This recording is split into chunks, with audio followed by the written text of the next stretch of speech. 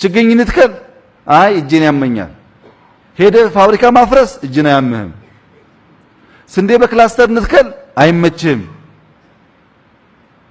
ጥፋት ሲሆን እማናጠፋ ደግሞ መልካም ዜና ሲሆን ዩቲዩብ አንሰማም። ተጋደሉ፣ ተደማ፣ ተዘረፈ ከሆነ ሁሉ ሰው ይከፍተዋል።